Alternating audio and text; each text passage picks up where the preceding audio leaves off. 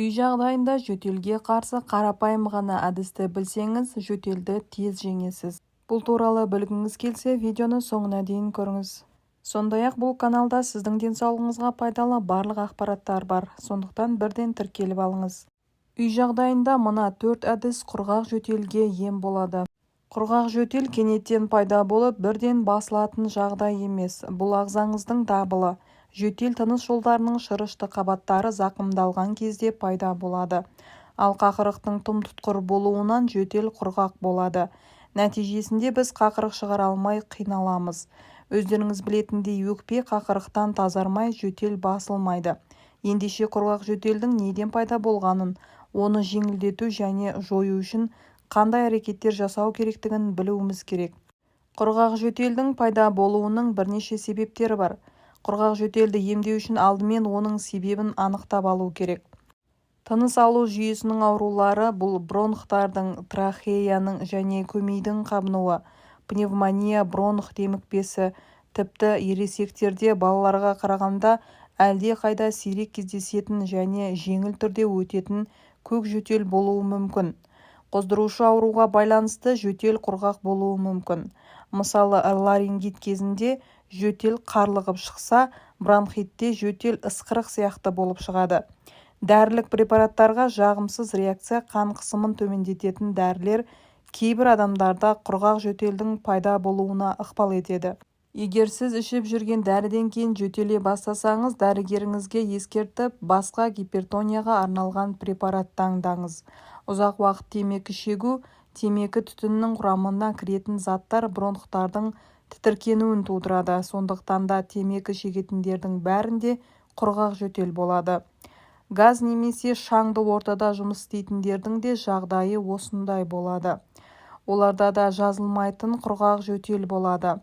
Аллергиялық реакциялар кез келген аллергендер, иіс, өсімдік тозаңы, тағам, дәрі-дәрмек, шаң, тамақ ауруы және кенеттен өткір құрғақ жөтел тудыруы мүмкін. Сусыздандыру. Дене температурасының жоғарылауы және ішетін су, шай және басқа сусындардың жетіспеушілігімен дымқыл жөтел тез құрғаққа айналуы мүмкін. Қақырық денеде сұйықтықтың жетіспеушілігінен асқына береді. Стресстік жағдай. Адамның жүйке жүйесінің бұзылуынан адамда құрғақ жөтел болады. Әдетте эмоционалдық жағдай қалпына келгенде ол өздігінен өтеді және ешқандай дәрі-дәрмектерді қолдануды қажет етпейді. Ал құрғақ жөтелді қалай емдеуге болады? Құрғақ жөтелді емдеу үшін уақыт созуға болмайды. Егер жөтелдің неден пайда болғанын білсеңіз, себебін жоюдан бастаңыз. Дәрігердің барлық ұсыныстарын орындаңыз. Тағайындаған дәрі-дәрмектерді қабылдаңыз. Жөтелген кезде дене температурасы көтерілсе, төсек режимін сақтаңыз. Оған қоса ылғалдылық қажет. Ересектердегі құрғақ жөтелді емдеу кезінде бөлмедегі ауаны таза және ылғалды ұстауға тырысыңыз. Бөлмені жиі желдетіп тұрыңыз. Жазғы күндері терезені ұзақ уақытқа ашып қою керек. Егер қыс мезгілі болса, ыстық радиаторларға дымқыл сүлгілерді жайып қою керек. Бөлменің еденін күніне 1 немесе 2 рет дымқыл шүберекпен сүрту керек. Құрғақ ауадан құтылу арқылы сіз тыныс алу жолдарының шырышты қабығының кебу мүмкіндігін азайта аласыз және нәтижесінде оның ылғалдылығының жеткіліксіздігінен туындаған жөтелді жеңілдете аласыз. Көп су ішу керек. Сіз мүмкіндігінше көп су ішуіңіз керек. Ол мейлі жай ғана су, шөп, жеміс-жидек немесе қара шай, жеміс сусыны немесе бала кезінен барлығына таныс сарымай қосылған сүт болуы мүмкін. Үйде құрғақ жөтелді лимон және бал қосылған жылы сумен. Әрине, егер балға аллергияңыз болмаса, немесе түнде зімбір қосылған сусынмен емдеуге көмектеседі. Сұйықтықтың температурасы дене температурасының деңгейінде болуы керек.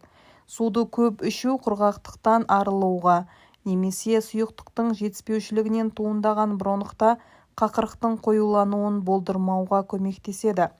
Дәрі құрғақ жөтелге қарсы көптеген дәрілерде қақырықты кетіретін немесе қақырық шығаруды жеңілдететін заттар бар. Егер препараттар дәрілік шөптерге негізделген болса, онда олардың жанама әсерлері аз болады және мұндай препараттарды ұзақ уақытқа бойы қабылдауға да болады.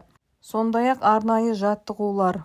Ауыр жөтелді емдеу үшін сіз тыныс алу органдарына онымен тиімдірек күресуге көмектесетін әдістерді пайдалана аласыз.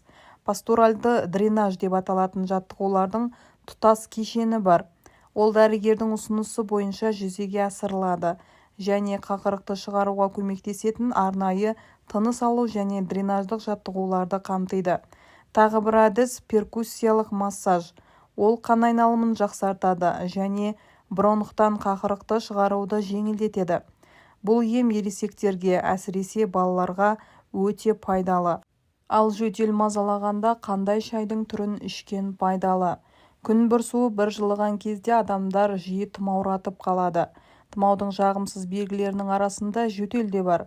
Тұмау кезінде жылы шай ішу өзіңізді жақсы сезінуге көмектеседі.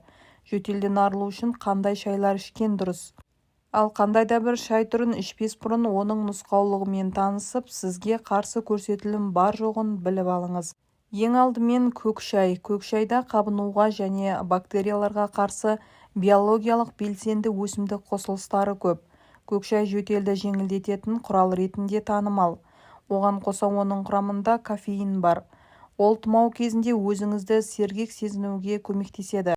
Сондай-ақ түймедақ шайы. Түймедақ шайы құрамындағы апигенин антиоксидантының арқасында жақсы ұйықтауға ықпал етеді.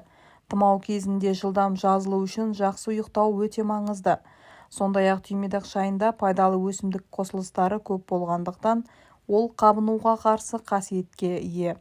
Ол жөтелмен және тамақтағы жағымсыздықпен күресуге көмектеседі. Оған қоса түймедақта кверцетин деп аталатын антиоксидант бар. Ол иммунды жүйенің жақсырақ жұмыс істеуіне ықпал етеді. Сонымен қатар жалбыз шайы. Егер жылдам жазылғыңыз келсе және жағымды хош иістен ләззат алғыңыз келсе, жалбыз шайын демдеңіз. Ол босаңсуға көмектеседі және ол қабынуға қарсы қасиетке де ие. Шай құрамындағы ментолдың эфир майлары мұрын бітелген кезде тыныс алуды жеңілдетуге көмектеседі. Зімбір шайы. Зімбір иммунды жүйеңізге ең пайдалы өсімдіктердің бірі. Ол дайындалған шай тұмау белгілерімен күресуге көмектеседі.